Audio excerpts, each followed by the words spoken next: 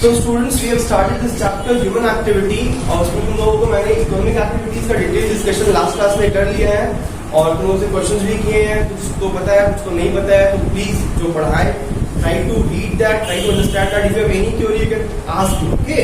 So that तुम लोग कुछ भी confusion ना रहे, next class के लिए तुम prepare रहो, okay? Because if this thing will not clear the previous things, how can we jump to the new topic? ठीक है? So new topic हम लोग आज शुरू करने जाएंगे नॉन इकोनॉमिक एक्टिविटी के बारे में। So इकोनॉमिक के बारे में हम लोग जो सीखे थे कि इकोनॉमिक एक्टिविटी हम लोग क्यों करते हैं, to earn money and to create wealth, right? ताकि हम लोग का फ्यूचर जो है अच्छा हो सके, हम लोग का स्टैंडर्ड ऑफ लिविंग जो है इम्प्रूव हो सके, राइट? हम लोग पैसा कमाने के लिए क्या करते थे? प्रोडक्शन करते थे। We do what do we do for earning money? Production, distribution and exchange of goods and services. चाहे हम गुड्स में डील करें, उसको प्रोड्यूस करें या सर्विस में डील करें, हम दे रहे हैं उसको अपना टीचिंग का सर्विस। मेरा इकोनॉमिक एक्टिविटी है because I am earning money with that, right? So ये होता है इकोनॉमिक एक्टिविटी, चाहे वो गुड्स को या सर्विस को प्रोड्यूस किया जाए या प्रोड्यूस अगर नहीं भी कर रहे हैं तो जस्ट हम उसको डिस्ट्रीब्यूट भी करवा रहे हैं, किसी से एक से ले रहे हैं, होलसेलर से ले रहे हैं, कस्टमर्स को बेच रहे हैं, वो भी मेरा इकोनॉमिक एक्टिविटी होता है। ओके, एक्सचेंज करना जरूरी होता है, मतलब कि कस्टमर्स को देना, बदले में मुझे उसका कंसिडरेशन मिलेगा, दैट इज मनी। ठीक है, तो यहाँ तक हम लोग सीख लिए थे इकोनॉमिक के बारे में। इसी का ठीक ऑपोजिट होता है non economic activity. Non economic activity क्या होता है कि इसका जो एक्टिविटी किया जाता है, यहाँ पे जो है मोटिव ये नहीं होता है कि पैसा कमाए, to earn money and to create wealth. No, ये मोटिव नहीं होता है। यहाँ पे मोटिव क्या होता है कि हम लोग ये करते क्यों है? फिर हम लोग करते हैं आउट ऑफ लव। मम्मी हम लोग के लिए रोज खाना प्रिपेयर करके देती है ना, हम लोग के लिए जो है बहुत सारा काम करती है जो हम लोगों को नहीं करना पड़ता है, राइट? हम लोगों को खाना मिल जाता है, बैठे बैठे कुछ करना नहीं पड़ता है। हम लोगों के पापा मम्मी कितना कुछ करते हैं, बदले में कुछ हम लोग पैसा मांगते हैं, क्या चार्जेस करते हैं? नो, क्यों करते हैं? बिकॉज हम लोग को प्यार करते हैं। हम लोग जो रास्ते में चलते चलते जो है किसी के ऊपर दया आ गया, सिंपैथी आ गया कि ये बुरी औरत बैठ के भीख मांग रही है, हम लोग को अच्छा नहीं लगता है। तो जो होता है हम लोग के पास जो रहता है थोड़ा बहुत कंट्रीब्यूट करना चाहते हैं कि नहीं? अभी जो इतना पैंडेमिक का सिचुएशन चल रहा है, कई सारा पब्लिक इंसानों के पास खाने का पैसा नहीं है, खाना नहीं है, तो हम लोग क्या कर रहे हैं? कोई इंसान है जिसके पास है पैसा, जो रिच पीपल है, वो लोग जिसके पास हैसियत है, वो क्या कर रहे हैं? पैसा कंट्रीब्यूट कर रहे हैं कि गरीब लोगों को मदद हो सके, उन लोगों को खाने का नीड पूरा हो सके। लोग प्राइम मिनिस्टर रिलीफ फंड में पैसा डाल रहे हैं कि नहीं, ताकि उससे जो है पब्लिक का वो लोग हेल्प कर सके। किस लिए करें? मोटिव क्या है? कुछ इकोनॉमिक मोटिव है, पैसा कमाने का मोटिव है क्या? नो, हम लोग का मोटिव है कि हम लोग बस सिंपैथी आ गया, दया आ गया, इसी के लिए करते हैं। तो जो काम प्यार से हो किया जाए किसी के लिए, बिना कुछ मतलब का, कुछ मुझसे कोई फायदा नहीं है। अगर उससे हम 1000 रुपए दे रहे हैं तो उससे मुझे एक पैसा कभी उम्मीद नहीं है, फिर भी हम दे रहे हैं ना, क्यों दे रहे हैं? खुशी मिल रहा है, एक पर्सनल सेटिस्फैक्शन मिलता है ना। पर्सनल सेटिस्फैक्शन के लिए जो है हम लोग नॉन इकोनॉमिक एक्टिविटी करते हैं। हम लोग प्रे करते हैं, सुबह से उठते हैं तो हम सबसे पहले प्रे कर लेते हैं ताकि हम लोग का दिन अच्छा आ जाए। हम लोग नहा लेते हैं, हम लोग जब फ्रेश हो जाते हैं। क्यों करते हैं? कुछ पैसा आता है उससे क्या? नहीं आता है, मगर फिर भी करते हैं ना। रोज हम लोग खेलने चले जाते हैं, चलो खेल लेते हैं, क्यों? एंजॉयमेंट, माइंड फ्रेश हो जाएगा। तो ये सब एक्टिविटीज जो होता है हम लोगों का, वहाँ पे इकोनॉमिक उसका मोटिव नहीं होता है। ओके, हम लोग करते हैं बस फॉर पर्सनल सेटिस्फैक्शन, जस्ट हम लोग का सेटिस्फैक्शन मिल जाए वही इनफ है। जरूरी नहीं है कि सेटिस्फैक्शन हमेशा पैसा से ही मिले। बहुत बार जो है बिना पैसा का भी हम लोग को सेटिस्फैक्शन मिल जाता है। कोई फकीर को पैसा देते बोलते हैं कि मेरे लिए दुआ कर देना, बदले में वो तो पैसा नहीं आ रहा है, बस लग रहा है कि हम कुछ अच्छा होगा, हम अच्छा कर रहे हैं तो मेरे साथ भी अच्छा होगा, हम लोग फील करते हैं ना। ये होता है हम लोगों का नॉन इकोनॉमिक एक्टिविटी।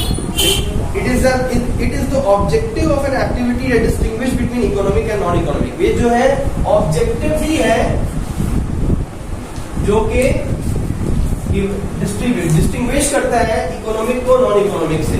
दोनों का ऑब्जेक्टिव में जमीन आसमान का फर्क है। इसका ऑब्जेक्टिव पैसा कमाना है, इसका ऑब्जेक्टिव ठीक उसी का उल्टा पैसा नहीं कमाना है ना। देखिए जो ऑब्जेक्टिव ही है दोनों के बीच में, जो दोनों को डिफरेंशिएट करता है, दोनों का ऑब्जेक्टिव बिल्कुल ही डिफरेंट है। Okay, the primary objective of economic is to create wealth. जैसे हम लोग जाने हैं कि इकोनॉमिक एक्टिविटी करने के लिए हम लोग को पैसा कमाना, वेल्थ क्रिएट करना मोटिव होता है। The main objective of non-economic activity is to get some sort of social, cultural, religious and recreational activity. देखो यहाँ पे क्या लिखा है?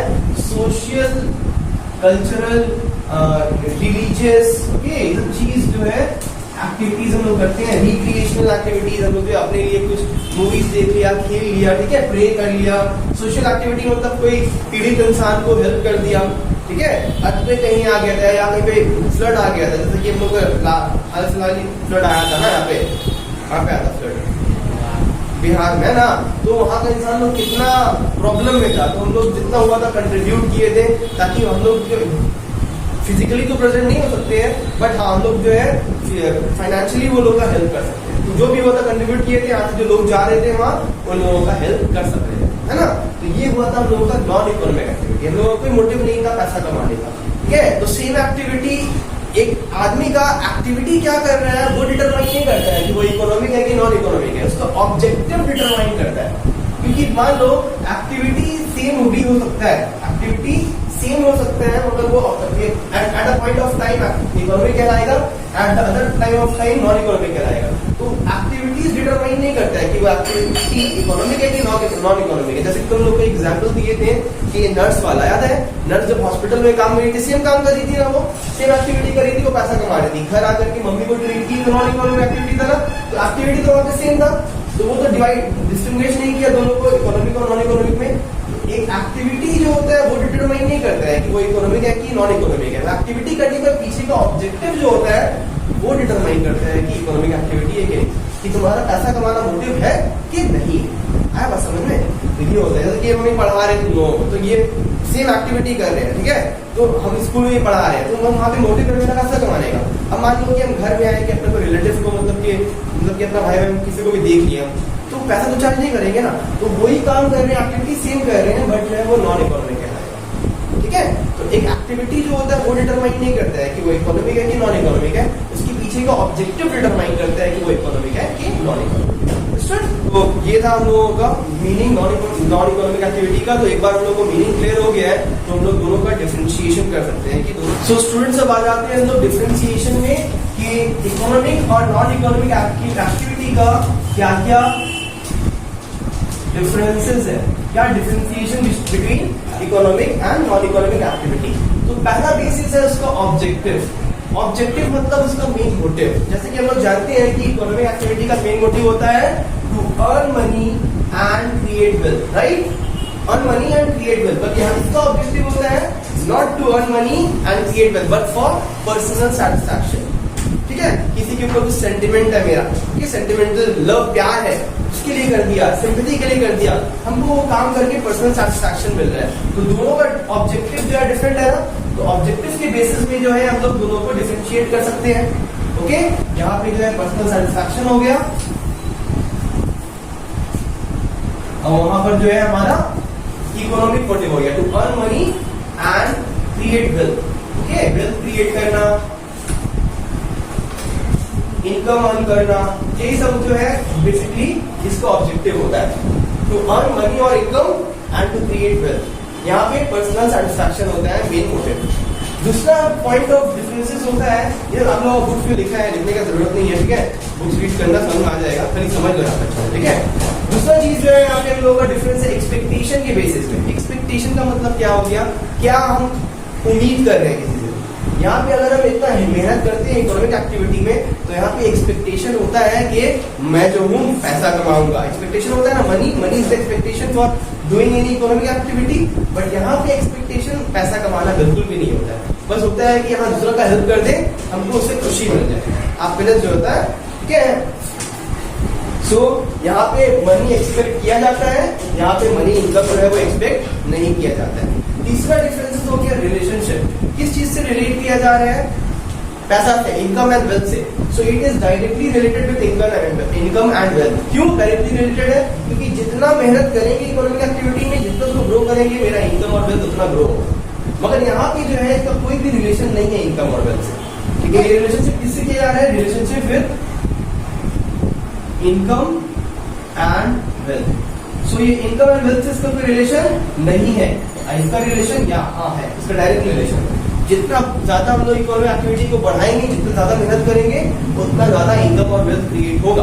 और यहाँ पे जो है उसी का ऑपोजिट है, कुछ भी इनकम और वेल्थ से इसका लेना देना नहीं है। फोर्थ है मेजरमेंट ऑफ आउटकम। आउटकम का मतलब कि उसका रिजल्ट, इसका रिजल्ट क्या हो रहा है, आउटकम, वो इसका जो रिजल्ट हो रहा है, जो भी आउटकम आ रहा है, इसका रिजल्ट जो है मनी के टर्म में मेजर किया जा सकता है कि लास्ट ईयर मेरा प्रॉफिट हुआ था 2 लाख रुपीज, इस बार प्रॉफिट हुआ है 3 लाख रुपीज, मेजरमेंट कर सक रहे हैं ना। तो इसका रिजल्ट तो मनी के टर्म में मेजर किया जा सकता है, बट नॉन इकोनॉमिक एक्टिविटी का जो आउटकम रिजल्ट आ रहा है उसको मनी के टर्म में मेजर नहीं किया जा सकता। ऐसा तो नहीं बोल सकते हैं कि लास्ट टाइम हमको सेटिस्फैक्शन मिला था 10, अभी मिल रहा है 5, क्योंकि सेटिस्फैक्शन को नंबर में मेजर नहीं किया जा सकता है, मनी में मेजर नहीं किया जा सकता। ठीक है, फोर्थ है हमारा लॉजिक। इसको करने का पीछे लॉजिक क्या है? Creation of cost and benefit, मतलब कि हम कितना खर्च मेरा पुट हुआ है और उससे हम कितना कमा के निकल गए। अगर हम कुछ प्रोड्यूस कर रहे हैं तो प्रोड्यूस करने के लिए रिसोर्सेज चाहिए होगा ना, रॉ मटेरियल चाहिए होगा, लेबर चाहिए होगा, जमीन चाहिए होगा, लैंड मशीन चाहिए होगा, टाइम चाहिए होगा, सब कितना सारा चीज रिसोर्सेज होता है हमारा। तो इसमें रिसोर्सेज जो पुट करते हैं उसमें कुछ खर्च बैठता है, कॉस्ट बैठता है, और जब वही रिसोर्सेज को यूज करके हम लोग प्रोड्यूस करते हैं फिनिश गुड और उसको बेचते हैं, तब आता है हमारा रेवेन्यू। तो रेवेन्यू और कॉस्ट का डिफरेंस तो प्रॉफिट होता है। तो यहाँ पे लॉजिक क्या है कि कॉस्ट और रेवेन्यू को बेनिफिट को जो है मेजर करना, कि कॉस्ट कम से कम होना चाहिए, रेवेन्यू ज्यादा से ज्यादा होना चाहिए। और यहाँ इसको करने का पीछे का लॉजिक जो है कुछ कॉस्ट और रेवेन्यू से लेना देना नहीं है, इसको क्या से लेना देना है? इमोशन से लेना देना है, कि हमको जो इमोशनली कितना बेनिफिट मिल रहा है, मतलब कि कितना सेटिस्फैक्शन मिल रहा है पर्सनली। यहाँ पे कुछ भी गेन के बारे में नहीं सोचा जाता है। ठीक है, सो यहाँ पे कोई लॉजिक नहीं है कि कॉस्ट और गेन के बारे में सोचा जाए, पर यहाँ पे हाँ है। नेक्स्ट है रिसोर्सेज। रिसोर्सेज के बारे में तो तुम लोग को बता ही दिया कि रिसोर्सेज क्या होता है। हर वो चीज जो प्रोडक्टिव यूज में लगाया जा सकता है उसको रिसोर्सेज बोलते हैं, चाहे वो टैंजिबल हो चाहे वो इनटैंजिबल हो। टैंजिबल मतलब जो देख सकते हैं, जैसे कि raw material, machinery, land, money, right. और इनटैंजिबल हो गया हमारा टाइम, हमारा आइडिया, हमारा मेहनत, लेबर, ये सब चीज इनटैंजिबल हो गई। तो रिसोर्सेज जो है टैंजिबल भी होता है और इनटैंजिबल भी होता है। तो यहाँ पे रिसोर्सेज का जरूरत पड़ेगा ना, क्योंकि प्रोडक्टिविटी को चीज हो रहा है, राइट। रिसोर्सेज का जरूरत नहीं है, ठीक है, बस मैं हेल्प कर दिया, काम खत्म हो गया। ठीक है, तो इसमें involve proper allocation and optimum use of resources, कि कौन से रिसोर्सेज कहाँ पे कितना एलोकेट करना है, कितना टाइम हमको ये टाइम ये कहाँ एक सब्जेक्ट में देना है, कितना टाइम हमको अलग दूसरे सब्जेक्ट में देना है। हम लोग करते हैं कि नहीं पढ़ते हो कि हमको हाँ अभी बैठे हैं आज का दिन पूरा हमको एक सब्जेक्ट को कंप्लीट करके होना, अपना टाइम को एलोकेट करें, टाइम इज रिसोर्स, उसको एलोकेट करें, डिस्ट्रीब्यूट कर रहे हैं कि हमको 2 घंटा मैथ्स करना है, 3 घंटा हमको अकाउंट्स करना है, 1 घंटा हमको थ्योरी सब्जेक्ट करना है। इस तरीके से करते हैं कि एग्जाम से पहले। सिमिलरली बिजनेसमैन लोग भी इस तरीके से जो है अपने रिसोर्सेज को एलोकेट करता है, पर यहाँ पे रिसोर्सेज को एलोकेट करने का जरूरत नहीं है। ठीक है, और लास्ट हो गया हमारा कुछ एग्जाम्पल्स। यहाँ पे इकोनॉमिक एक्टिविटी कितने तरह से किया जाता है पता है तुम लोगों को? 3 तरह से किया जाता है। एक तो हम लोग कुछ बिजनेस शुरू कर सकते हैं, बिजनेस एक इकोनॉमिक एक्टिविटी है। दूसरा हम लोग जो है कोई प्रोफेशनल बन सकते हैं, प्रोफेशन में एंटर कर सकते हैं, टीचर बन गया, डॉक्टर बन गया, इंजीनियर बन गया, लॉयर बन गया, कुछ भी प्रोफेशन बन गया, प्रोफेशनल बन गया। और तीसरा हम लोग का होता है कि कहीं जाके हम लोग जॉब करने लगे, जिसको हम लोग एम्प्लॉयमेंट बोलते हैं। ये 3 तरह का एक और 3 तरीके से हम लोग पैसा अर्न कर सकते हैं। इसके बारे में अभी हम लोग डिटेल डिस्कशन करेंगे कि ये 3 तरह का इकोनॉमिक एक्टिविटी होता है। ठीक है, और यहाँ इसका एग्जाम्पल्स क्या हो सकता है हम लोगों का, कि हम लोग जो है पर्सनल सेटिस्फैक्शन के लिए क्या करते हैं, प्रे करते हैं, रिलीजियस एक्टिविटी करते हैं। इसका एग्जाम्पल में क्या करते हैं, रिलीजियस एक्टिविटी कर सकते हैं। सोसाइटी का भला करते हैं तो हम लोग जो है सोशल एक्टिविटी कर सकते हैं, isn't it, right. Recreational activity कर सकते हैं, मतलब खुद के लिए जो करते हैं, टीवी देखते हैं, खेलते हैं, आया बात समझ में। तो ये सब जो एक्टिविटीज होता है ये एग्जाम्पल हो गया हमारा non economic activity. So in this point in this way we can differentiate economic activity from non economic activity. Understood? एक और एग्जाम्पल ले ले, family oriented. Okay, family oriented मतलब कि घर के लिए जो हम लोग काम करते हैं, पापा जो इतना मेहनत करके पैसा लाके तुम लोग का विश पूरा करते हैं तो उसके लिए कुछ मनी चार्ज नहीं करते हैं। मम्मी जो हम लोग के लिए खाना बनाती है उसके लिए मनी चार्ज नहीं करती है, कि नहीं? तो ये हो गया हम लोगों का एग्जाम्पल हो गया non economic activity. Okay students, so अब जो है हम लोग आ जाते हैं इकोनॉमिक एक्टिविटी के टाइप्स में। इकोनॉमिक एक्टिविटी का मतलब तुम लोग जान चुके हैं कि मनी अर्न करने वाला एक्टिविटी को इकोनॉमिक एक्टिविटी कहते हैं। तो हम लोग कितनी तरह से पैसा कमा सकते हैं? या तो हम लोग बिजनेस स्टार्ट कर लें, इकोनॉमिक एक्टिविटी हो जाएगा, या हम लोग कोई प्रोफेशन में एंटर कर जाए, इकोनॉमिक एक्टिविटी हो जाएगा, या तो हम लोग कहीं पे जॉब करना शुरू कर दें, वो भी हम लोगों का इकोनॉमिक एक्टिविटी होता है, वहां से भी हम लोग पैसा अर्न करते हैं। ठीक है, तो एक एक करके हम लोग तीनों टर्म को डिटेल में सीखेंगे। ठीक है, तो पहला आ जाता है हमारा बिजनेस। बिजनेस क्या है? बिजनेस एक इकोनॉमिक एक्टिविटी है, ये तो हम लोग जानते ही हैं कि बिजनेस एक इकोनॉमिक एक्टिविटी है, क्योंकि वो इकोनॉमिक एक्टिविटी का हिस्सा है। क्योंकि यहाँ पे मेन मोटिव है मनी अर्न करना, इसीलिए वो इकोनॉमिक एक्टिविटी है। क्या होता है बिजनेस में? बिजनेस में इकोनॉमिक पैसा कैसे कमाते हैं हम लोग? बाय द प्रोडक्शन, डिस्ट्रीब्यूशन और एक्सचेंज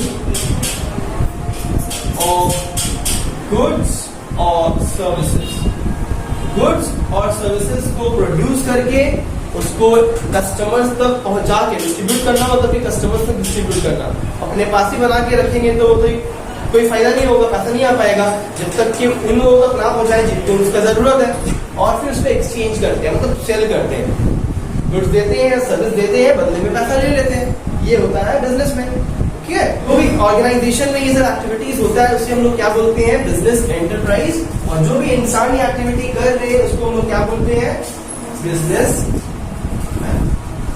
वुमन। जो भी है हम लोगों का जो इंसान ये एक्टिविटी करता है उसको हम लोग बिजनेसमैन बोलते हैं। सुने ना, ये मतलब बहुत बार हम बिजनेसमैन है, मतलब क्या? बिजनेसमैन का मतलब क्या हो गया?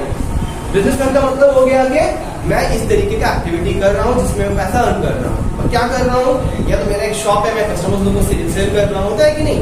या मैं कुछ प्रोड्यूस करके, टी शर्ट प्रोड्यूस करके मैं सेल कर रहा हूँ, बाईसाइकिल प्रोड्यूस करके सेल कर रहा हूँ। तो जो भी चीज कर रहा हूँ वो हमारा बिजनेस, वो एक्टिविटी को बिजनेस एक्टिविटीज कहा जाता है। और वो इंसान जो करता है ये एक्टिविटी उसको बिजनेसमैन बोलते हैं। और लोग जानते हैं कि बिजनेस में हमेशा रिस्क जुड़ा होता है, कई प्रकार का रिस्क जुड़ा होता है कि नहीं?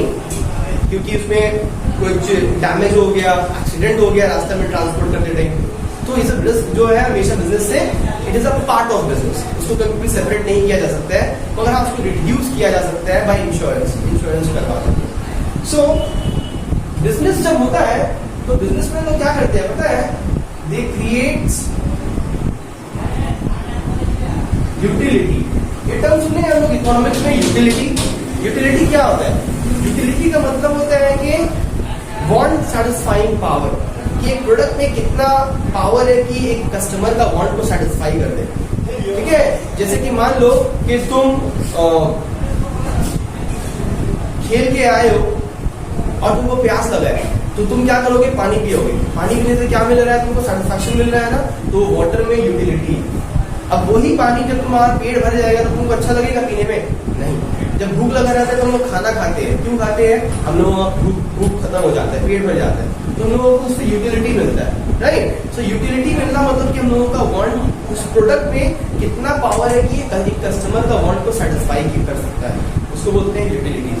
एक प्रोडक्ट ले लो जो कि लोकल प्रोडक्ट है, लोकल टी शर्ट, ठीक से मतलब स्टिच नहीं किया हुआ, फटा हुआ है, या फिर पहन के कंफर्टेबल फील नहीं हो रहा, बहुत पसीना निकलता है, ऐसा कपड़ा। और दूसरा ले लो कॉटन का कपड़ा या कोई ब्रांडेड कपड़ा, उसको पहन के बहुत कंफर्टेबल फील होता है। तो दोनों में से किसमें ज्यादा यूटिलिटी होगा? ब्रांडेड कपड़ा है कि नहीं? क्योंकि वो लोग में ज्यादा अच्छा क्वालिटी मटेरियल यूज करता है वो लोग, है ना? उसका शेप अच्छा आता है, पहन के अच्छा फीलिंग आता है, पहन करके आदमी दिखने में अच्छा लगता है। तो जो भी चीज से आदमी लोगों को ज्यादा सेटिस्फैक्शन मिलता है उसको बोला जाता है यूटिलिटी। तो एक बिजनेसमैन जो है यूटिलिटीज क्रिएट करते हैं। वो लोग कैसे यूटिलिटी क्रिएट करते हैं? सबसे पहले तो वो प्रोड्यूस करते हैं। कैसे प्रोड्यूस करते हैं? एक रॉ मटेरियल को वो लाते हैं और उसको प्रोसेस करके मशीन के थ्रू उसको जो है फिनिश गुड्स में कन्वर्ट कर देते हैं। तभी ना ये कस्टमर्स को खरीदता है, वरना कस्टमर तो रॉ मटेरियल को कंज्यूम नहीं करेगा। तुमको अगर कपड़ा का हम जो है थान ला के दे देंगे, कपड़ा बदन में लपेट के घूमोगे क्या? नहीं, जब तक कि वो प्रॉपर्टी जो है स्टिच नहीं किया रहेगा, नहीं घूमोगे। तो ये काम करने का, ये क्या कर रहे हैं? इसका क्या चीज चेंज कर रहे हैं? इसका हम लोग फॉर्म को चेंज करते हैं। फॉर्म मतलब कि उसका कंडीशन हुलिया को चेंज करते हैं, तो उसको बोला जाता है कि फॉर्म यूटिलिटी क्रिएट हो गया। फॉर्म यूटिलिटी मतलब कि जब ये इस फॉर्म में था तब इसके अंदर कस्टमर को सेटिस्फाई करने का कोई भी पावर नहीं था, मगर जैसे ही इसको प्रोसेस करके उसका फॉर्म को चेंज कर दिया, एक फिनिश गुड्स बना दिया, अब ये कस्टमर को सेटिस्फाई करने का पावर इसके अंदर आ गया। ठीक है, कच्चा खाना रखा हुआ है, रॉ कच्चा चावल, तुम्हारे लिए कोई यूटिलिटी है? खाओगे क्या उसे? नहीं खाओगे। वही अगर बन के प्रोसेस होकर फिनिश गुड बन गया, राइस बन गया, तो हाँ अब हम लोग खा सकते हैं, अब उससे हम लोगों को यूटिलिटी मिल रहा है, सेटिस्फैक्शन मिल रहा है। तो उसका फॉर्म को चेंज कौन करता है? बिजनेसमैन चेंज करता है। सो बिजनेसमैन क्रिएट्स फॉर्म यूटिलिटी। अब इसका प्रोडक्शन कहाँ हुआ है? इसका प्रोडक्शन हुआ है फैक्ट्री में। फैक्ट्री में प्रोडक्शन हुआ है ना। अब ये प्लेस में कस्टमर तो आगे नहीं खरीदेगा ऐसे। बिजनेसमैन लोग क्या करते हैं कि ट्रांसपोर्टेशन फैसिलिटी प्रोवाइड करते हैं, क्योंकि तुम लोग को बोले हैं कि goods and services both, service भी जो प्रोवाइडर करता है ना वो भी बिजनेसमैन होता है। जैसे मान लो कि मेरा ट्रांसपोर्ट एजेंसी है, हम जो है फैक्ट्री से तुम्हारा प्रोडक्शन यूनिट है, फैक्ट्री से तुम्हारा सामान को हम मार्केट तक पहुंचाने में तुम्हारा हेल्प करते हैं, बदले में अपना फीस चार्ज करते हैं, ट्रांसपोर्टेशन चार्ज, राइट। सो अब फैक्ट्री से मार्केट तक जो पहुंचाया जा रहा है, किसके थ्रू पहुंचाया जा रहा है? ट्रांसपोर्टेशन। ये जो ट्रांसपोर्टेशन सर्विस प्रोवाइड कर रहे हैं ये भी बिजनेसमैन है ना, तो ये प्लेस को चेंज कर रहे हैं ना, खाली फैक्ट्री प्लेस था जहाँ पे कोई कस्टमर नहीं आ रहा था, मगर जैसे ही वही प्रोडक्ट मार्केट में पहुंचा, आप कस्टमर्स के अवेलेबल के अंदर हो गया, क्योंकि मार्केट जो है कस्टमर के घर के पास होता है, ठीक है। तो जैसे ही हम प्लेस चेंज किए तो प्रोडक्ट के अंदर यूटिलिटी आ गया। जब तक वो फैक्ट्री में पड़ा हुआ था तब तक कोई सेटिस्फैक्शन नहीं मिल रहा था कस्टमर को, वो फैक्ट्री में जाके खरीदने वाला नहीं था, और जैसे ही वो प्रोडक्ट मार्केट में आ गया, अब कस्टमर जाके खरीद रहा है, यूज कर रहा है और अपना नीड को सेटिस्फाई कर रहा है। सो बिजनेसमैन लोग प्लेस यूटिलिटी भी क्रिएट करते हैं। आया बात समझ में? सिमिलरली जैसे मार्केट में पहुंचा, मतलब शॉप पे पहुंचा, अब वो जैसे आया है वैसे तो सेल नहीं हो जाएगा ना, उसको बिजनेसमैन लोग को स्टोर करके रखना पड़ता है, राइट। स्टोर करके रखना पड़ता है। स्टोरेज कहाँ करते हैं वो लोग? एक वेयर हाउस में, ताकि जो प्रोडक्ट प्रोड्यूस हुआ है वो बर्बाद ना हो जाए, उसका क्वालिटी खराब ना हो जाए। वेयर हाउस में उसका क्वालिटी जो है मेंटेन रहता है, ठीक है। तब तक रखना पड़ता है जब तक कि वो प्रोडक्ट का डिमांड अराइज ना हो जाए, ठीक है। जैसे कि हम लोग स्वेटर पहनते हैं ना, तो अभी तो नहीं पहन रहे हैं, उसका मतलब क्या अभी प्रोड्यूस नहीं हो रहा है, वो हो रहा प्रोड्यूस हो रहा है, प्रोड्यूस हो करके वेयर हाउस में उसको स्टोर करके रख दिया जा रहा है। जब विंटर आएगा तब उसको वेयर हाउस से निकाल करके मार्केट में इंट्रोड्यूस किया जाएगा कस्टमर सब, तब नहीं डिमांड अराइज होगा, राइट। तो जब कस्टमर्स का डिमांड अराइज होता है इन द एंटिसिपेशन ऑफ, तो लोग पहले ही फोरकास्ट कर लेते हैं कि इन नियर फ्यूचर इस चीज का डिमांड आने वाला है। जैसे तुम लोग एग्जांपल दिए थे आईपीएल का, आया नहीं था, फोरकास्ट हो गया था, एस्टिमेशन मिल गया था कि होने वाला है, तो पहले ही बना करके वेयर हाउस में बना कर दिए थे ना। जैसे डिमांड अराइज हुआ, शॉप में लाया, ठीक है, पहले शॉप में रखते हैं, पहले वेयर हाउस में रखते हैं, फिर शॉप में ला करके सेल कर दिया। तो इतने बीच तक जो लोग इतना टाइम गैप को जो कवर कर रहे हैं स्टोर करके, तो यहाँ पे यूटिलिटी क्रिएट हो रहा है ना। जब प्रोडक्शन हुआ था उस वक्त यूटिलिटी नहीं था उसमें, मगर जब जैसे कुछ टाइम तक रखे, जब वो पीरियड आया, जब डिमांड अराइज हुआ, अब कस्टमर लोग खरीद रहा है, तो यूटिलिटी क्रिएट हो गया। तो टाइम की वजह से भी यूटिलिटी क्रिएट होता है। बिजनेस में लोग इतने तरीके से यूटिलिटी प्रोवाइड करते हैं।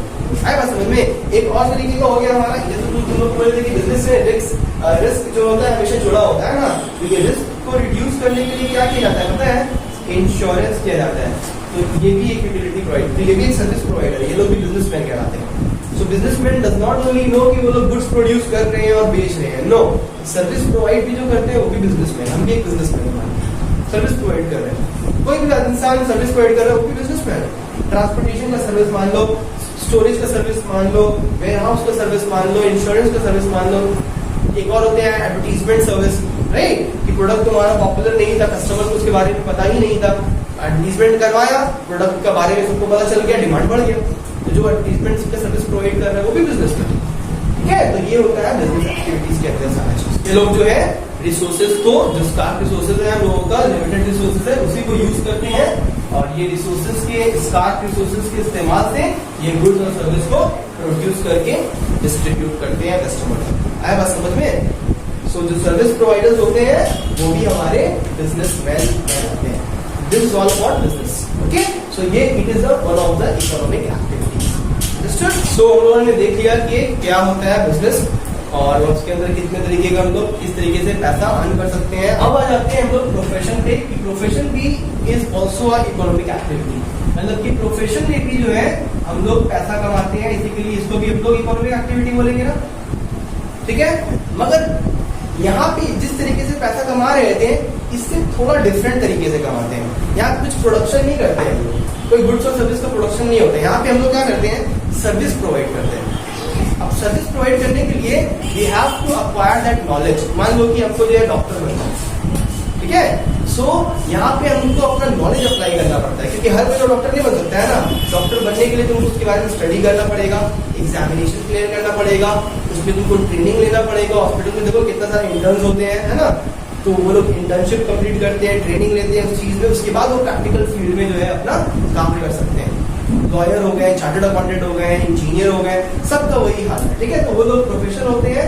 कोई भी प्रोफेशन में एंटर करने के लिए we have to get a specialised knowledge on that, we have to get the specialised knowledge in for that profession.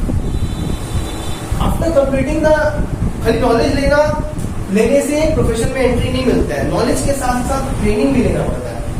पहले हम लोग जो है उस चीज के बारे में स्टडी किया, एग्जामिनेशन को क्लियर कर लिया, एग्जामिनेशन को क्लियर करने के बाद जो है उस चीज में हम लोग जो है ट्रेनिंग भी लेना पड़ता है। कुछ पीरियड का होता है 1-2 साल का ट्रेनिंग लेने के बाद, ताकि तुम उसमें एक्सपर्ट हो जाओ।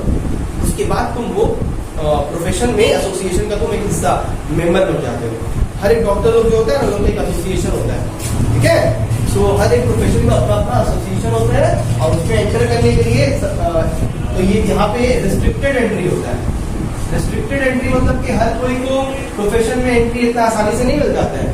इसमें एंट्री करने के लिए मुझे जो है उसका नॉलेज और ट्रेनिंग लेना जरूरी है, ठीक है। तो जो इंसान इस प्रोफेशन में एंटर करते हैं उसको हम लोग प्रोफेशनल बोलते हैं, प्रोफेशनल पीपल। मतलब होता है वी आर प्रोफेशनल पीपल। क्यों? क्योंकि मेरा इस चीज में नॉलेज है, मैंने उस चीज में ट्रेनिंग लिया है। मैं जो है सर्विस प्रोवाइड करता हूँ, बदले में क्या लेता हूँ, मैं फीस चार्ज करता हूँ अपना सर्विस का। यही करते हैं प्रोफेशनल पीपल। उनका मोटिव क्या होता है? मनी अर्न करना, इकोनॉमिक एक्टिविटी होता है, बट बाय प्रोवाइडिंग सर्विस। कोई कुछ गुड्स प्रोवाइड नहीं करते हैं वो लोग। डॉक्टर के पास जाते हैं तो वो लोग जो है चेकअप करते हैं, सर्विस देते हैं अपना। टीचर के पास आते हैं तो वो लोग सर्विस देते हैं, कुछ गुड्स प्रोवाइड नहीं करते हैं, ठीक है। तो उस चीज में वो लोग जो है पहले स्टडी करते हैं, ट्रेनिंग लेते हैं, उसके बाद ही उस चीज को प्रैक्टिकल लाइफ में अप्लाई कर सकते हैं। सो एग्जाम्पल के तौर पे हमारा हो गया चार्टर्ड अकाउंटेंट, लॉयर, डॉक्टर, ये लोग जो हो गए हमारे प्रोफेशन के एग्जाम्पल्स में हो गए। अब देखिए सब कुछ फीचर्स में आ जाते हैं। अगर तो रिस्ट्रिक्टेड एंट्रीज का फीचर्स बन सकते हैं, तो एक एक फीचर के बारे में हम लोग पढ़ते हैं। पहला है यहाँ पे specialised body of knowledge. Number 1, specialised body of knowledge. Specialised body of knowledge मतलब कि आपको जिस प्रोफेशन में एंटर करना है उसी चीज का नॉलेज लेना पड़ेगा। अगर तुमको डॉक्टर बनना है तो इंजीनियर का पढ़ाई कर रहे हो तो तुम डॉक्टर नहीं बनोगे, इंजीनियर ही बनोगे, राइट। चार्टर्ड अकाउंटेंट बनना है तो उसी का पढ़ाई करो, डॉक्टर का पढ़ाई मत करो। तो जिस चीज में तुमको, जिस प्रोफेशन में तुमको एंटर करना है उस चीज का नॉलेज तुमको जो है गेन करना पड़ेगा, ठीक है। So every profession has a specialised and systematic body of knowledge. Member of the profession are required to learn this knowledge. Obviously बात है, जब आप तुमको बोले कि जिस प्रोफेशन में जाना है तुमको वो नॉलेज को गेन करना पड़ेगा, मतलब लर्न करना पड़ेगा। एक बार तुम नॉलेज कर लो, फिर देखो तुमको खाली नॉलेज देने से अब पता कैसे चलेगा तुमको नॉलेज आया कि नहीं आया? तुमको एग्जामिनेशन क्लियर करना पड़ेगा। एग्जामिनेशन, अब नॉलेज मान लो कि तुमको भी डॉक्टर बनना है, तुमको भी डॉक्टर बनना है, सबको डॉक्टर बनना है, मगर क्या सबको ही बन जाएगा डॉक्टर? वो डिपेंड करेगा कि वो एग्जाम क्लियर कर पा रहा है कि नहीं। आज इंसान को तो बनने का इच्छा बहुत रहता है, बहुत कुछ होता है कि वो डॉक्टर बनना है, चार्टर्ड अकाउंटेंट बनना है, लॉयर बनना है, मगर हर कोई को वो चीज नहीं मिल पाता है। सिर्फ उसी को मिलता है जो कि उसके बारे में पढ़ाई करते हैं और उसके एग्जाम को क्लियर कर पाते हैं। वरना हम लोग जानते हैं, इकोनॉमिक्स में देखे हैं कि हम एक आदमी का डिजायर होता है और वांट, डिफरेंस जानते हैं ना। डिजायर मतलब कि इसको चाहिए, वांट मतलब कि चाहने के साथ साथ आपके पास उसको पाने का हैसियत भी होना चाहिए, मनी भी होना चाहिए। वैसे ही आपको ये प्रोफेशन चाहिए तो आपको नॉलेज के साथ साथ आपको उसको पाने के लिए एग्जामिनेशन को क्लियर भी करना पड़ेगा। दैट मीन्स ये हर एक प्रोफेशन में एंटर करने का, जैसे बोले ना रिस्ट्रिक्टेड एंट्री, तो ये हम लोग का एक फीचर बन सकता है कि हर कोई को उस प्रोफेशन में एंट्री नहीं मिलता है। उस प्रोफेशन में एंट्री सिर्फ उन्हीं लोगों को मिलता है जो कि उसका एग्जामिनेशन को क्लियर कर लेते हैं, ठीक है। नॉलेज को गेन करके उसका एग्जामिनेशन को कंप्लीट करके पास हो जाते हैं। फेलियर्स लोगों को उस प्रोफेशन में एंट्री नहीं मिल पाता।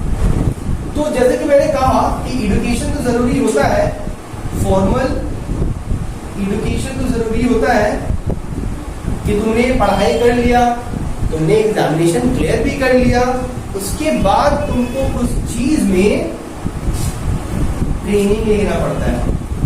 ट्रेनिंग लेना पड़ता है मतलब कि तुमको उसको प्रैक्टिकली करके देखना पड़ता है कि तुमसे हो पा रहा है कि नहीं।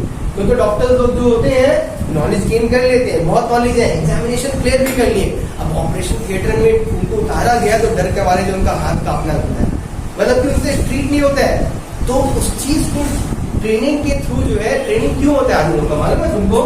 सो as to improve their skills in that, मतलब आदमी लोग का स्किल्स जो है पॉलिश हो जाए कि हमको आता तो है मगर कभी किए नहीं है, हमको पूरा नॉलेज है कैसे होता है। कार ड्राइव करने का जो है हम पूरा पढ़ाई कर लिए हैं कि क्या क्या सिग्नल में हमको रुकना पड़ेगा, क्या करना पड़ेगा, ठीक है। हमने जो है एग्जामिनेशन दिया, पास भी कर लिया, मेरे पास आ गया है, अभी भी नहीं कर सकते, हमको जो है उसके बारे में ट्रेनिंग लेना पड़ता है। कभी तुम देख लोगी कार ट्रेनिंग स्कूल में जाओगे ना कार सीखने के लिए, तो तुम लोग को पहले एक्चुअल कार में बैठा के तुमको चलाना सिखाएगा, ताकि तुमको जो है ट्रेनिंग देने से क्या होता है, आदमी का जो नॉलेज है उसमें जो है और थोड़ा इम्प्रूवमेंट आ जाता है, उसका स्किल्स जो है और डेवलप हो जाता है, ठीक है।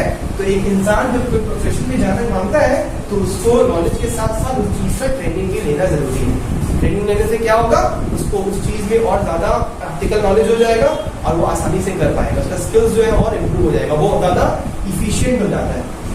जो इंसान मान लो कि इफिशियंट नहीं है, जैसे कि हम लोग बिजनेस स्टडीज और बिजनेस स्टडीज में पढ़ाए हैं कि कोई वर्कर्स लोग का जब रिक्रूटमेंट होता है ऑर्गेनाइजेशन में, तो लाने के साथ साथ उन लोगों को काम में नहीं बैठाया जाता, लोगों को पहले ट्रेनिंग दिया जाता है, काम सिखाया जाता है कि एक्चुअली में काम किया कैसे जाएगा, सो दैट वो वर्कर लोग they become more efficient, their skills में इम्प्रूव, ओके।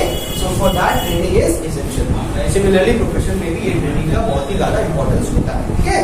और फिर होता है हमारा प्रोफेशनल एसोसिएशन। सारा रूल्स एंड रेगुलेशन बनाया जाता है। हर डॉक्टर्स लोगों के पास जो है लोगों का एसोसिएशन का, जब वो डॉक्टर का एग्जाम क्लियर करते हैं, डॉक्टर बनते हैं, तो उन लोगों को अपना वो जो है अपने एसोसिएशन का मेंबर बन जाते हैं। तो वो रूल्स एंड रेगुलेशन, वो कोड ऑफ कंडक्ट को दिमाग में लेकर के उन लोगों को करना पड़ेगा, चलना पड़ेगा, क्योंकि अगर वो लोग कुछ इलीगल एक्टिविटीज में आ गए, पकड़ा गए, तो हो सकता है कि उन लोगों का डिग्री जो है वो एसोसिएशन वापस छीन सकता है। तो होता है ना, डॉक्टर लोग का डिग्री छीना जाता है, क्यों? क्योंकि वो लोग इलीगल एक्टिविटीज में इंडल्ज हो जाते हैं, तो वो एसोसिएशन उनसे उनका वो राइट छीन लेता है कि आप जो है नॉलेज, उसके अंदर से नॉलेज तो नहीं छीन सक रहा है, उसके अंदर से जो उसका स्किल्स है वो नहीं छीन सक रहा है, मगर हाँ वो अब हमारे मेंबर नहीं, एसोसिएशन के मेंबर नहीं। चार्टर्ड अकाउंटेंट का अपने एक एसोसिएशन होता है, ठीक है। तो जो इंसान जो प्रोफेशन में एंटर कर रहे हैं वो सोसाइटी का, वो सोशल ग्रुप का जो है वो मेंबर बन जाता है, ठीक है। तो वो एसोसिएशन क्या करता है कि उन लोगों को अपना एक मेंबर बना के रखते हैं और उन लोगों को सर्टिफिकेट प्रोवाइड करता है कि हाँ ये जो है हमारे एसोसिएशन के मेंबर है, और उन जो भी मेंबर बन जाते हैं उस एसोसिएशन का, हर कोई को उसका रूल्स एंड रेगुलेशन को फॉलो करना पड़ता है। आया बात समझ में? कोई भी इलीगल एक्टिविटीज में गलत तरीके से काम नहीं करना पड़ता है। That is the professional association. And then उन लोगों का नेक्स्ट फीचर होता है सर्विस मोटिव। जैसे कि मैंने कहा है कि प्रोफेशनल पीपल लोग जो है कोई गुड्स तो प्रोवाइड नहीं करते हैं, उन लोग को फीस चाहिए होता है, बट उन लोग का मोटिव ये भी होता है कि हमको बेस्ट सर्विस प्रोवाइड करना है। डॉक्टर के पास चले जाओगे तो डॉक्टर कोई भेदभाव नहीं करता है, वो ट्रीट अपना हर पेशेंट को एक तरह से करेगा। सबसे फीस मोटिव तो होता है मनी, मगर वो सेकेंडरी होता है। प्राइमरी क्या होता है कि हमको अपना सोसाइटी को सर्व करना, ठीक है। टीचर जो है हम चाहता है, पैसा तो चाहता है हर कोई, क्योंकि पैसा से दूसरा का नीड पूरा होता है, हर एक का नीड पूरा होता है, मगर अगर कोई सर्विस दे रहा है तो वो चाहता है कि अपना 100% दे, इसमें कोई भी मेरा कमी नहीं रहे, वो इंसान मुझसे जो है मतलब कि उसको मैक्सिमम सेटिस्फैक्शन मिल सके। सो हर एक प्रोफेशनल का यही मोटिव होता है कि मैं अपना जो सर्विस दे रहा हूँ अच्छे से दूँ। आया बस समझ में? सो ये हमारा हो गया नेक्स्ट फीचर आपका प्रोफेशन का। और लास्ट है कोड ऑफ कंडक्ट। जैसे कि मैंने कहा है कि हर एक प्रोफेशनल पीपल अपने प्रोफेशनल एसोसिएशन के मेंबर बन जाते हैं, और ये प्रोफेशनल एसोसिएशन जो रूल्स बनाता है हर एक प्रोफेशनल को वो रूल्स को फॉलो करना पड़ता है। तो ये कोड ऑफ कंडक्ट कौन क्रिएट करता है? कोड ऑफ कंडक्ट जो है ये एसोसिएशन क्रिएट करता है, प्रोफेशनल एसोसिएशन। डॉक्टर का अपना एसोसिएशन होता है, लॉयर का अपना एसोसिएशन होता है, हर एक प्रोफेशन का अपना अपना एसोसिएशन होता है, जो कि rules and regulation code of conduct को क्रिएट करते हैं, जो कि हर एक प्रोफेशनल पीपल को फॉलो करना पड़ता है। These are the few features of profession where the main objective is to earn money and to create wealth, but by providing service.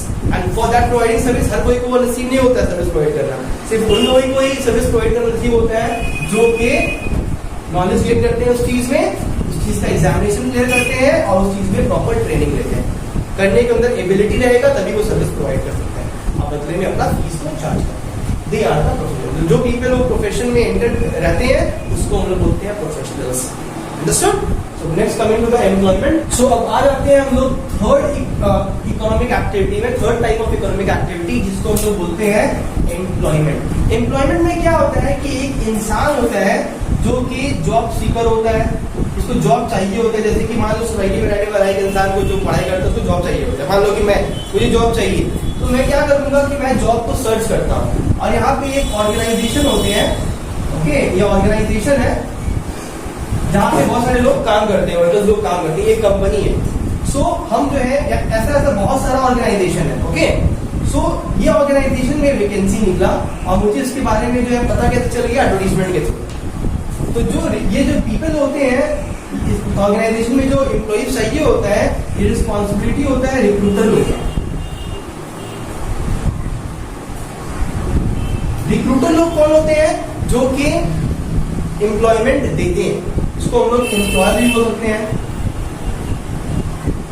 तो जो एम्प्लॉयमेंट को जनरेट करते हैं, मतलब कि जॉब प्रोवाइड करते हैं, जॉब प्रोवाइडर, ये जॉब सीकर थे ना, इसको हम लोग क्या बोल सकते हैं? Job provider. ये लोग ऑर्गेनाइजेशन के मालिक होते हैं। मान लो कि मैनेजर हो गए, मैनेजर मालिक नहीं होते एक्चुअली में, वो भी एम्प्लॉयज होते हैं, मगर ये रिक्रूटर जो है क्या करता है कि सोसाइटी से बेस्ट बंदा को अपना ऑर्गेनाइजेशन में लाने मांगता है। तो पहले वो क्या करता है, रिक्रूटमेंट प्रोसेस को स्टार्ट करता है एडवर्टीजमेंट पुट करके कि हाँ मेरी ऑर्गेनाइजेशन में वैकेंसी है। अब जो इंसान के पास क्वालिफिकेशन होगा, रिक्वायर्ड क्वालिफिकेशन देखेगा कि हाँ हम सुटेबल हैं ये ऑर्गेनाइजेशन को अपना इंटरव्यू देने के लिए, तो हम जो है क्या किए, अप्लाई किए यहाँ पे। अब ये लोग जो है मेरा इंटरव्यू लिया, सब चीज मेडिकल चेकअप किया, सब चीज से जो है हमको जो है अप्रूव करते हैं कि हाँ ये बंदा एकदम सही है, प्रॉपर क्वालिफिकेशन भी है, इसका नॉलेज भी है काम करने का, और इसके पास एक्सपीरियंस भी है, तो आ सकता है। तो अब ये जॉब सीकर क्या होएगा, इंटरव्यू देने के बाद ये क्या बन जाता है, अगर सिलेक्शन हो गया तो अब ये क्या बन गया, ऑर्गेनाइजेशन का एम्प्लॉय बन गया। तो पहले ये एम्प्लॉय नहीं था, पहले ये आम आदमी था जो खाली अप्लाई किया था, एप्लीकेंट था, जॉब सीकर था। तो जब चीज को क्लियर कर लिया, हर एक स्टेप्स होता है रिक्रूटमेंट का, सब करने के बाद उसका सिलेक्शन हो गया। जैसे ही सिलेक्शन हो गया, अब ये ऑर्गेनाइजेशन का हिस्सा बन गया, मेंबर बन गया। क्या बन गया वो? एम्प्लॉई बन गया। जो जॉब प्रोवाइड करते हैं उसको हम लोग एम्प्लॉयर बोलते हैं, जो जॉब सीकर होते हैं उसको हम लोग एम्प्लॉई बोलते हैं। अब हम लोग के बीच में एक अग्रीमेंट आ गया, उनको एम्प्लॉयर जो है एक अग्रीमेंट पकड़ाएगा कि आप ये लीजिए, अब जो है आप मेरे कंपनी के एम्प्लॉई बन गए हैं। स्टार्टिंग में वो जो है मुझे प्रोबेशन पीरियड में रखता है। प्रोबेशन पीरियड क्या होता है कि स्टार्टिंग में तो मेरा इंटरव्यू ले लिया, फिर देख लिया कि हाँ मेरे अंदर एबिलिटी है काम करने का, पर एक्चुअल परफॉर्मेंस मेरा देखा नहीं है। कब वो देखेगा? जब एक्चुअली में उस ऑर्गेनाइजेशन में काम करेंगे। तो हमको वो जो है 1 साल तक जो है ट्रायल पीरियड में रखता है, देखते हैं कि आजमा करके कि ये ठीक से परफॉर्मेंस देता है अपना कि नहीं। अगर एक साल के अंदर उसको एम्प्लॉयर को मेरा परफॉर्मेंस अच्छा लगा तो वो मुझे परमानेंट एम्प्लॉय बना देगा, ठीक है। तो स्टार्टिंग के पीरियड में इसी के लिए वो क्या करता है, प्रोबेशन पीरियड में रखता है।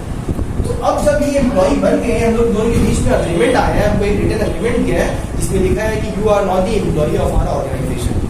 तो ये क्या करेंगे अब हमको इसका सारा बात मानना पड़ेगा, जिंदगी भर के लिए नहीं, मतलब कुछ टाइम पीरियड होता है। मान लो कि 8-9 घंटा का शिफ्ट होता है कि हम ऑफिस जाते हैं 10 बजे और वहां से आते हैं रात को शाम को 6 बजे।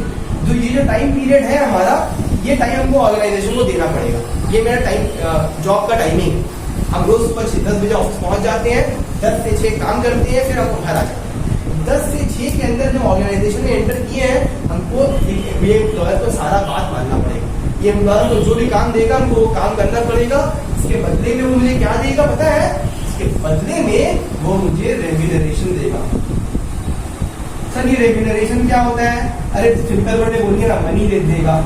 मनी नहीं बोलते, रेम्यूनरेशन देगा। रेम्यूनरेशन का मतलब होता है वेजेस और सैलरीज। अगर ऑफिस में काम कर रहे हैं तो सैलरी मिलेगा, अगर आप फैक्ट्री में काम कर रहे हैं तो मुझे वेजेस मिलेगा। आए बात समझ में? तो ये होता है एम्प्लॉई काम करता है एम्प्लॉयर के लिए। एम्प्लॉयर जिस तरीके से गाइड करेगा एम्प्लॉयर, हमको उसी तरीके से काम करना पड़ेगा। अग्रीमेंट में जो लिखा रहेगा ना, जस्ट सो अग्रीमेंट में जो लिखा रहेगा उस टर्म्स के अकॉर्डिंगली जो है मुझे काम करना पड़ेगा, एम्प्लॉयर का बात सुनना पड़ेगा, ठीक है। 1 मंथ तक काम किया, मंथ के एंड में जो है मुझे क्या देगा? रेम्यूनरेशन देगा, मतलब वेजेस एंड सैलरी देगा। ये होता है हमारा एम्प्लॉयमेंट, ओके। इससे हम लोग मनी अर्न कर रहे हैं ना, पैसा कमा रहे हैं ना, इकोनॉमिक एक्टिविटी कर रहे हैं ना, so it is also a part of economic activity. Understood? अच्छा, तो बिजनेस स्टार्ट करने के लिए हम लोगों को कैपिटल चाहिए था ना, स्टार्ट करने के लिए। प्रोफेशन में भी एंटर करने के लिए हम लोगों को ऑफिस सेटअप करना पड़ेगा अपना, उसके लिए पैसा चाहिए होता है। मगर एम्प्लॉयमेंट में आने के लिए हम लोगों को कुछ भी इन्वेस्टमेंट करने का जरूरत नहीं पड़ता है, ठीक है। यहाँ पे हम लोगों का जो इनकम आता है वो किस रूप में आता है? प्रॉफिट के रूप में आता है। यहाँ पे फीस और यहाँ पे remuneration, okay? We will use this common term. This is the common norm and this is the proper norm. If you are working in an office, salary. If you are working in a factory, you will get wages. Understood? So there are few differences between this thing which we'll do it on next class and we'll complete this chapter. But ये chapter complete हो चुका है वैसे, ठीक है? So ये employee को अपना employer का हर एक बात को मानना पड़ता है, ठीक है? हर एक बात मतलब कि वो कुछ भी बोलेगा कुछ भी करेंगे ऐसा नहीं है. According to the agreement, agreement में जो लिखा रहेगा कि हम इस चीज के लिए एम्प्लॉय हुए हैं उसी चीज के लिए जो है मानना पड़ेगा.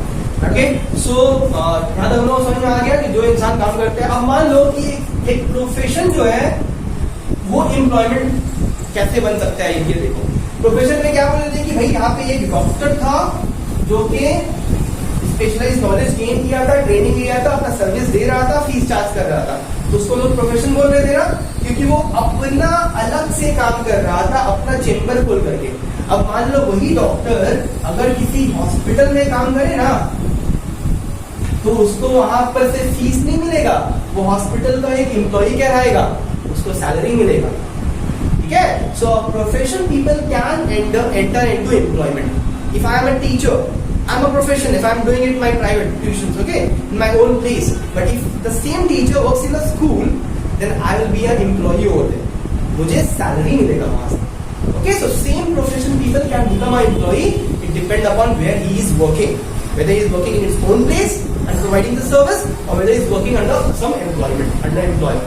Okay, so these are the few things which I wanted to explain you all. I hope 3 types of economic activity तुम लोगों को सारा clear हो गया होगा. कुछ भी doubt रहेगा you all can ask me, okay? And next class में तुम लोगों का मैं written test लूँगा इस chapter. Understood? ऐसे differences के ऊपर read कर लेना, जो समझाए भी नहीं उसी के अंदर से differences निकालना, ठीक है? 6-7 point रन कर लेना, enough रहेगा. Chapter complete हो गया. सो स्टूडेंट्स, आज की वीडियो में इतना ही.